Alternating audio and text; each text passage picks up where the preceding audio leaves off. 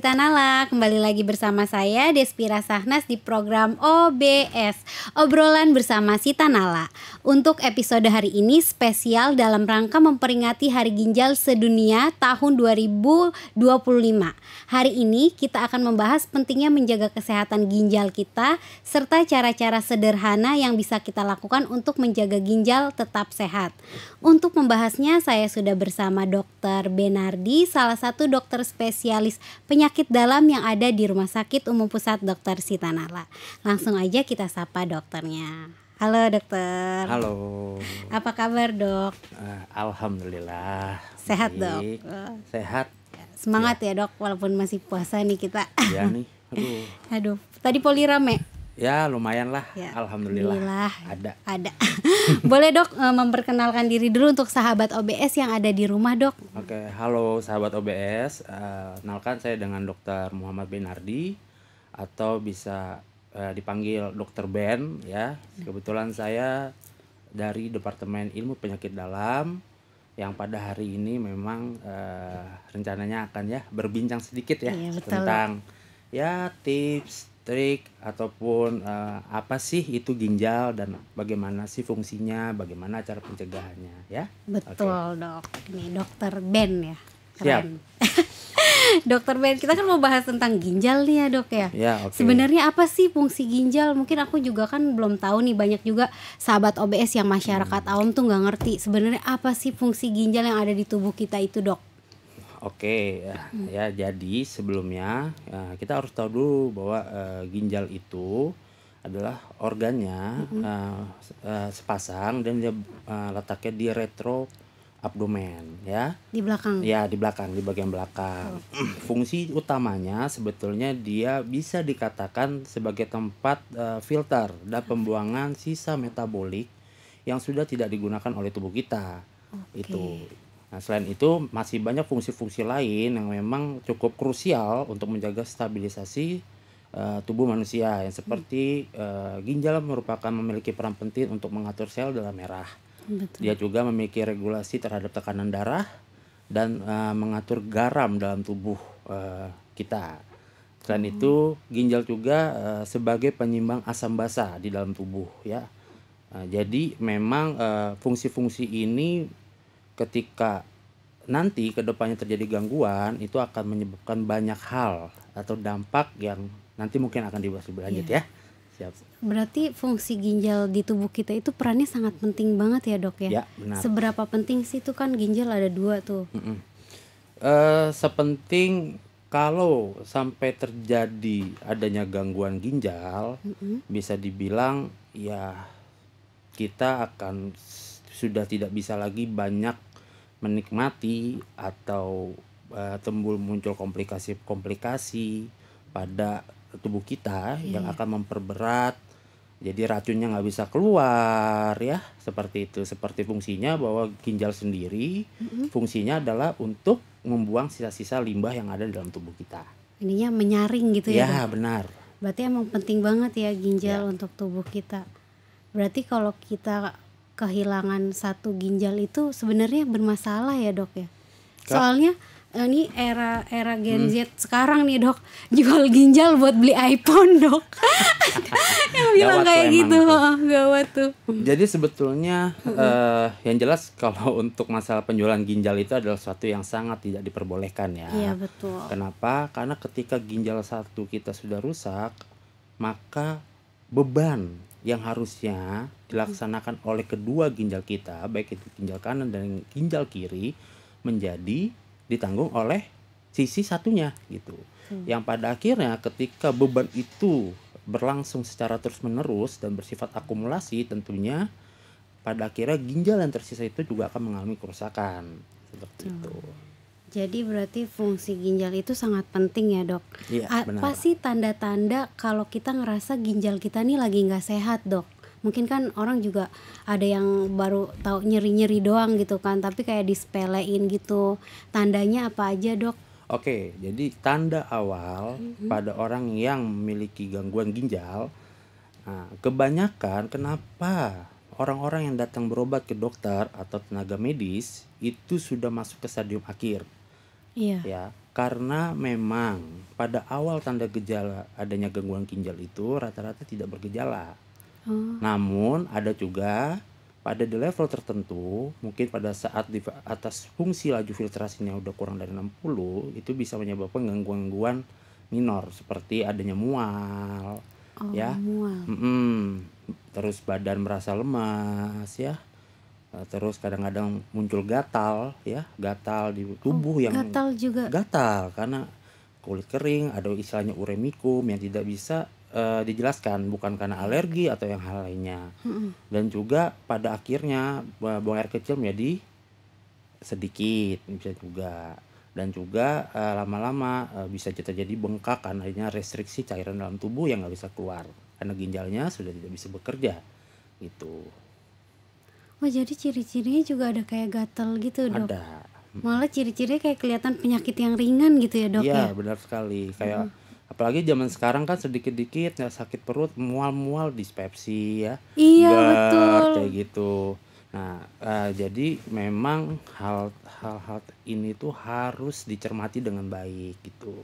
Ketika orang-orang mengalami gangguan jadi gampang lemah, ya, mual-mual, ya, gampang hilang konsentrasi, apalagi sampai muncul gatal, apalagi sampai bengkak-bengkak, ya segeralah untuk segera konsultasi ke dokter terdekat. Ke dokter Ben tentunya. Boleh. Yang ada di Rumah Sakit Umum Pusat Dr. Dengan Sita senang Nala. hati.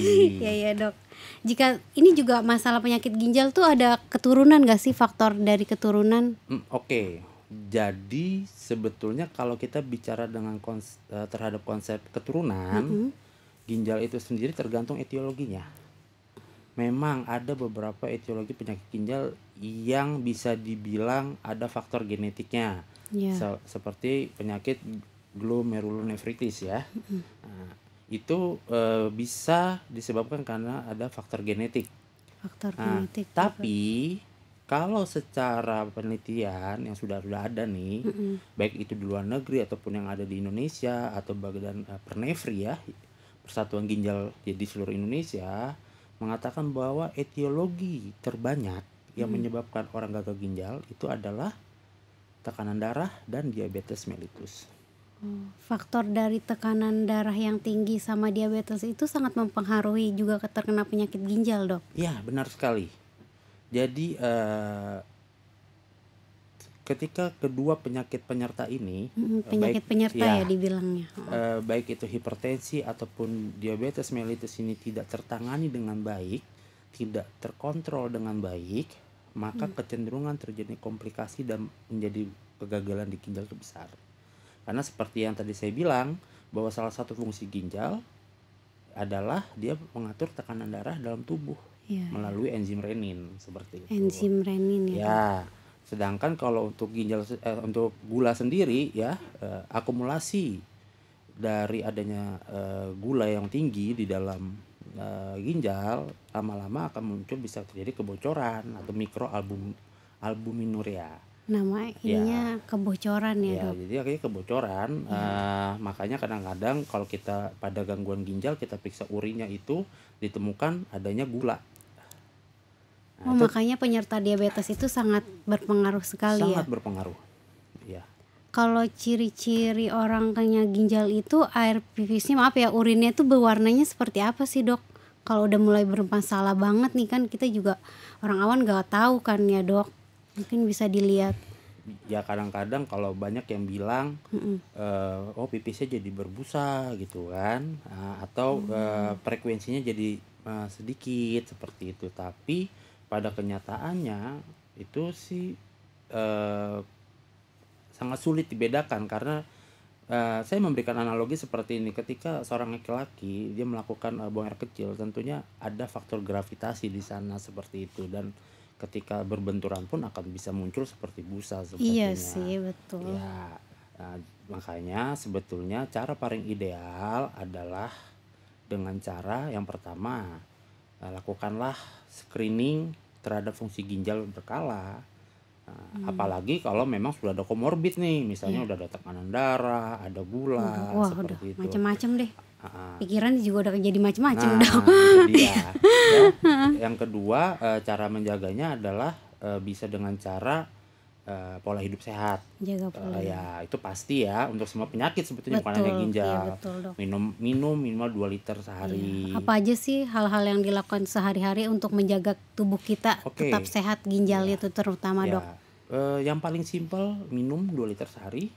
Itu Oke. harus ya dok. Ya, itu yang dianjurkan. Iya, iya, Oke. iya. Yang kedua olahraga Olahraga. minimal 30 menit sehari.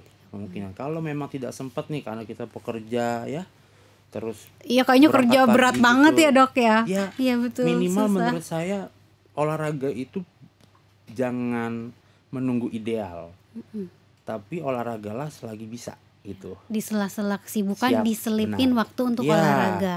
kadang-kadang banyak pasien saya itu, ya dok saya nggak sempat olahraga, saya karena saya sibuk kerja segala macam. Menurut saya sih harus memang diniatin gitu. Yang ketiga tentunya pola makan ya. Pola makan. Pola makan dalam artian makan banyak sayur, ya buah, biji-bijian seperti itu. Terus ya kurangin makan cepat saji ya. Hindari alkohol. Nah, betul ya. banget tuh. Terus rokok tentunya sebagai faktor risiko ya. Terus ya dok, makanan atau minuman apa aja sih yang harus dihindari supaya ginjal kita tuh tetap sehat? Katanya ada nih ya dok yang bilang, ini fakta atau mitos ya dok, terlalu banyak makan daging bisa memicu penyakit ginjal dok. Daging? Iya. Pada prinsipnya semua makanan yang dikonsumsi secara berlebih itu tentunya tidak baik. Ya, jadi ketika kita membebani sebuah hal lebih dari komposisinya, pada akhirnya itu menjadi tidak baik. Kenapa? Karena beban kerja dari organ ginjal itu atau organ yang bersangkutan itu akan terus-menerus akhirnya fatigue, lelah. Nah, itu bisa terjadi kegagalan, kerusakan jaringan dan semacamnya. Nah, sehingga misalnya saya memberikan contoh pada kasus-kasus gula gitu. Ya, kebanyakan pasien kita bilang, "Oh, ini dok saya kena gula, nggak boleh pantangannya nggak makan nasi." Ya enggak. Iya nggak gitu juga ya. Betul. Benar. Sama misalnya tekanan darah selalu dibilang ya kurangin makan asin-asin ya atau garam gitu.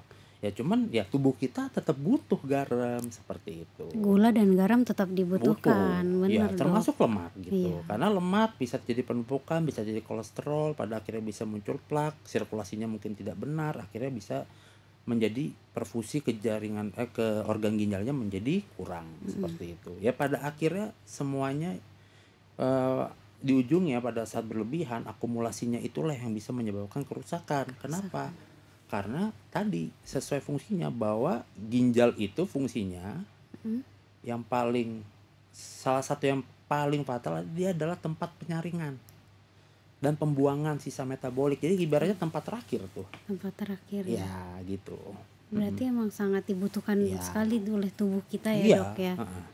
Makanya ketika kita melihat pasien-pasien yang sudah mengalami gangguan ginjal, dan mungkin banyak juga pernah lihat pasien-pasien di Sitanala kan cukup banyak ya. Iya betul. Itu kadang-kadang bengkak segala macam, terus kadang-kadang bahkan sampai nggak sadar ya. Kenapa? Karena racunnya nggak bisa keluar. Makanya itu adanya metode yang namanya cuci darah itu ya dok ya. Itu adalah salah satu teknik yang membantu para penderita gagal ginjal untuk bisa mengeluarkan baik itu racun dalam tubuh maupun cairan yang tidak bisa dikeluarkan dari tubuh karena adanya kegagalan ginjal. Kalau misalkan orang yang sakit ginjal ini dok, ini kan serem juga ya penyakitnya. Itu bisa disembuhin gak sih dok? Apa nih? Penyakit ginjal. Oke, jadi kalau kita bicara tentang konsep penyakit ginjal, secara garis besar penyakit ginjal itu mungkin karena kita akan membahas secara garis besar aja ya, garis besar. Kita harus melihat dulu bahwa sakit ginjal yang dialami oleh seorang pasien itu dia masih dalam tahap akut atau kronik. Oh, ada dua jenisnya. Ada dua. Ketika status dari pasien ini adalah acute kidney injury ya, atau kita biasa singkat dengan AKI ya, masih ada peluang selama faktor pencetusnya kita obatin. Misalnya pada pasien-pasien yang mengalami infeksi, ya. Kadang-kadang karena infeksinya tersebut, ginjalnya ikut terganggu gitu. Iya, iya. Nah, tapi nggak sedikit juga pasien pada saat infeksinya perbaikan, ya fungsi ginjalnya ikut perbaikan. Namun ketika status kerusakan ginjal itu sudah kita bilang dalam kondisi gagal ginjal kronik, nah maka yang bisa kita lakukan sebagai tenaga medis itu mempertahankan yang masih bisa dipertahankan. Seperti itu. Oke. Tapi emang agak seram juga ya dok ya.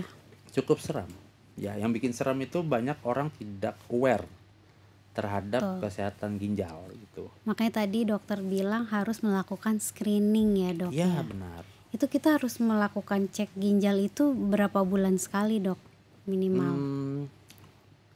Mungkin kalau memang tidak ada gejala, tidak ada keluhan, pasiennya sehat-sehat saja, setahun sekali cukup. Tapi yang memang baiknya harus dites ya dok ya. Iya. Betul. Apalagi pada pasien-pasien yang memiliki komorbid seperti ya kayak hipertensi, diabetes mellitus, atau pasien-pasien yang suka sekali meminum obat-obat anti nyeri. Nah, itu dia. Benar dok. Kan emang sering itu sekali juga memicu. Iya. Sering minum obat pereda nyeri itu memicu penyakit ginjal. Iya. Karena obat anti nyeri itu ada beberapa, sebetulnya bukan obat anti nyeri ya. Cuman saya melihat ini based on dari pasien-pasien yang sering datang ke saya. Sering dokter Ya. jumpai. Ya, benar gitu. Ya dok, minum obat, beli sendiri gitu, tanpa adanya anjuran dari siapapun, mendengar dari tetangga, mendengar dari saudara. Nah, itu ya, yang tidak boleh dilakukan oleh sahabat OBS di rumah. Betul sekali. Alangkah baiknya datang langsung ke pakar ahlinya. Karena apa? Karena pada akhirnya banyak obat-obat yang sudah terbukti memiliki sifat neprotoksin gitu.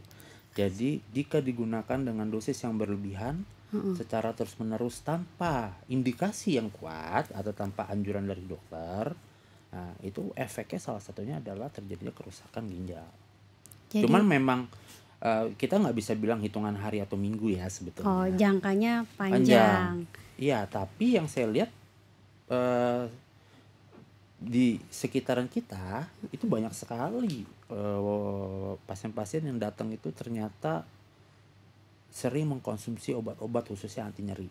Iya, kadang sakit pinggang sedikit, ya. Langsung minum obat anti nyeri ya dok ya. Benar, minum obat nyeri, terus kadang-kadang badan pegel-pegel ya anti nyeri, bisa juga jamu ya. Nah, sedangkan jamu juga kadang-kadang udah ada campurannya dengan bahan kimia. Betul. Gitu. Makanya juga harus banyak minum air putih. Ya, benar. Betul ya dok ya.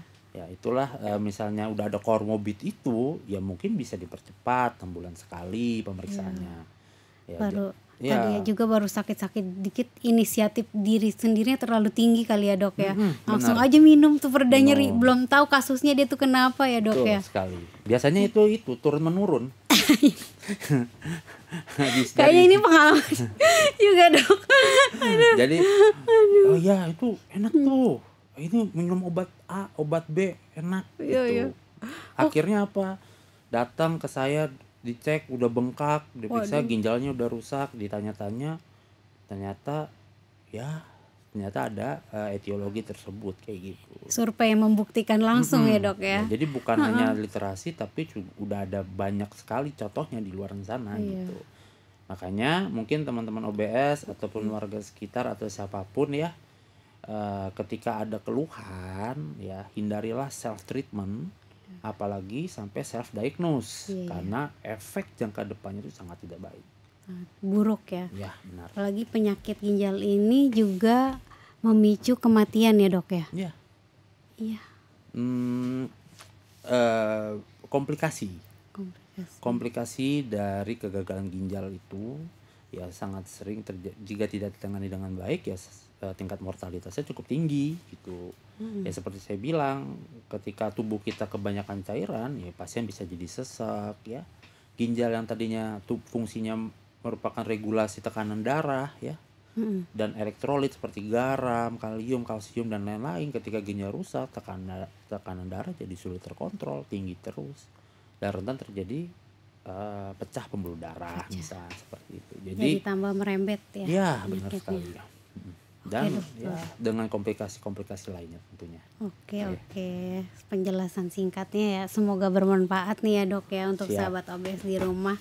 Dan ini juga nih dok, jika ada sahabat OBS yang mau konsultasi dan berobat langsung dengan dokter Ben, ada bisa dijumpai hari apa aja dok di Rumah Sakit Umum Pusat Dr. Sitanala ini? Ya, saya ada jadwal poli di Rumah Sakit Sitanala itu di hari Senin, hari Kamis dan hari Jumat. Hari Jumat. Ya. Bisa datang langsung ya. Langsung datang ke Poli Penyakit Dalam RSUP Sitanala. Oke dokter, terima kasih ya dok. Di sela-sela waktu kesibukan tadi bisa nyempetin mampir di OBS podcast kita. Aman. Oke, terima kasih banyak sudah mendengarkan episode spesial kita di Hari Ginjal Sedunia tahun 2025. Semoga informasi yang kita bahas hari ini bisa membawa wawasan kita untuk tahu betapa pentingnya menjaga kesehatan ginjal dan bagaimana cara kita mencegah penyakit ginjal sejak dini. Jika informasi ini sangat bermanfaat, jangan lupa di-share ke keluarga ya dok ya. Jangan lupa juga untuk tetap mendukung podcast ini dengan cara subscribe, like, comment, and share di channel YouTube kami di bawah sini. Sampai jumpa di episode selanjutnya. Sitanala melesat menuju Indonesia Emas 2045.